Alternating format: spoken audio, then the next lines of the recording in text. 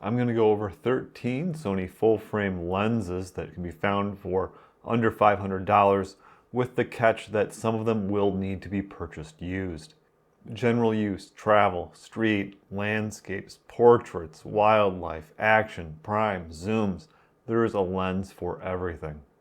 For lens abbreviations, lists of cameras, lenses, and reference information, there will be links below. If you're looking to get the best value for your money, I think you should buy used. It isn't difficult to find gear in great condition. To get a reference on prices, I like to use the eBay sold listings filter. It'll show what people have actually paid within the last 3 months. And that's important because the best deals get bought right away and the stuff that's overpriced sits forever. The first lens I would buy would be the Sony 50mm f1.8 because it's small, light, and my favorite focal length. It'd be my recommendation to learn photography with. The f1.8 aperture will allow you to get a shallow depth of field and create beautiful bokeh. It's well suited for use in low light, so good for things like travel, street, or just general photography. And due to the crop factor on an APS-C body, it makes a great portrait lens. There are 2 versions, with the one that ends in 18F being made in China. The second version that ends in 18F/2 is made in Vietnam. There is no other difference between the lenses. And do watch out for the Sony E-50mm f1.8 OSS. That is a lens that is designed for APS-C cameras. The Sony FE 28mm f2 is another popular prime.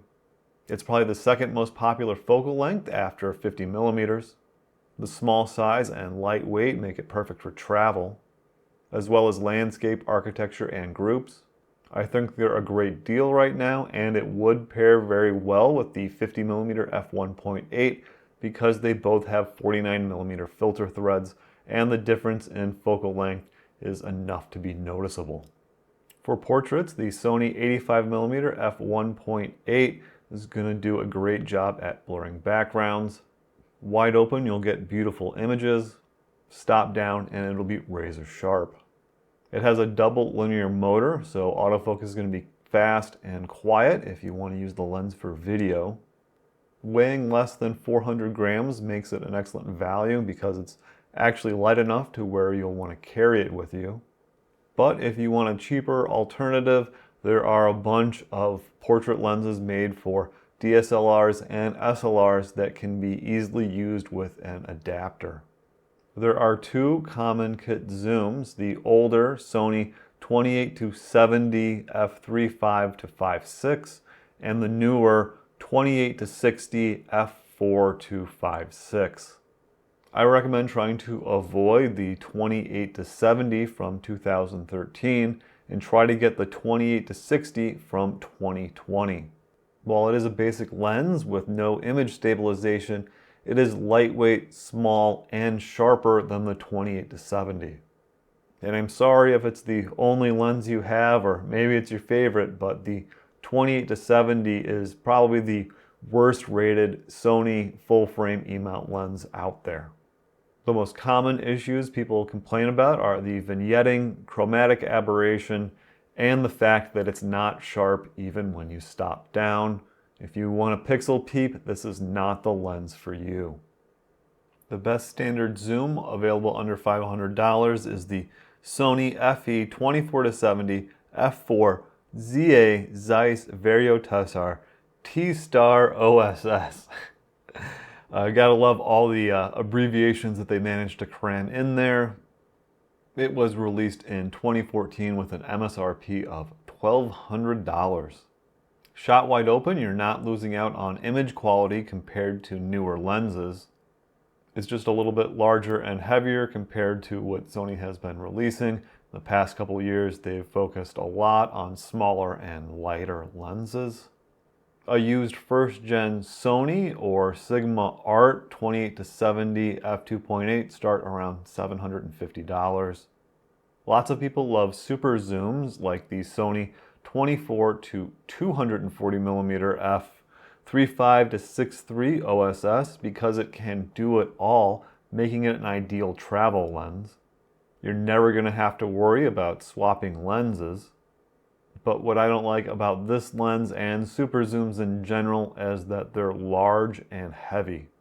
But if that doesn't bother you, this is a nice lens because of the Optical SteadyShot. That's going to be really helpful when you're using the lens in the telephoto zoom range. And if you're using it outdoors during the day, the relatively slow aperture is not going to be an issue. You're going to get great images out of it. If you want to save a little bit of money on a telephoto zoom, you can try the Tamron 70-300 f4.5 to 6.3 Di3 RXD. It's the longest zoom lens for the E-mount that I was able to find for under $500. The Di3 means that it was designed for mirrorless full-frame cameras. And you'll need to watch out because there are also Nikon Z versions available, and you don't want to accidentally buy one of those.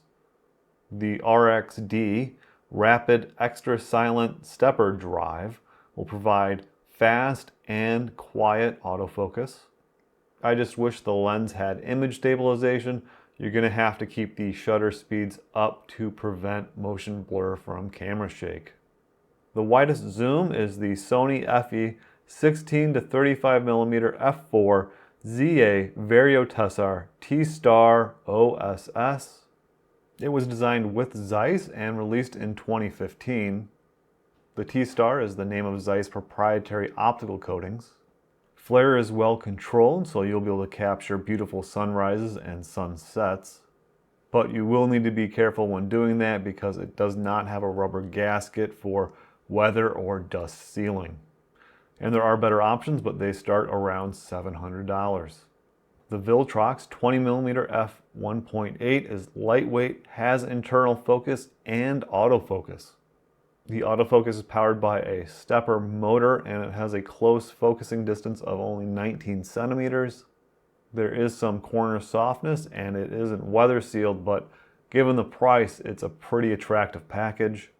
Viltrox also makes a lot of other prime lenses, like an 85mm, but be careful because they're also sold in the Nikon Z-mount. The widest lens I was able to find is the Rokinon 12mm f2.8 ED/AS NCS Fisheye. You can tell how proud they are of the lens by all the abbreviations they used. The brand is owned by Samyang Optics, so you can also find versions with that name on them. It's a manual focus lens, but that really doesn't matter because if you stop down to f5.6 or f8, everything is going to be in focus. And it has a 180-degree diagonal field of view with a close focusing distance of 20 centimeters. The Sony FE 50mm f2.8 macro is going to be good for close-ups and, of course, macro shots. With 7 curved aperture blades, bokeh is going to be pleasing. My only disappointment in the lens is that it's not dust or weather sealed, making it not the best choice to take out in the field with you. Another option is the Sigma Art 70mm f2.8 DG macro, but it is a little bit more expensive. That's it for the lenses. If you want more, make sure to watch this video on Sony full-frame lenses that are available for under $1,000, unless I haven't made it yet, but rest assured I have more great videos coming in the future.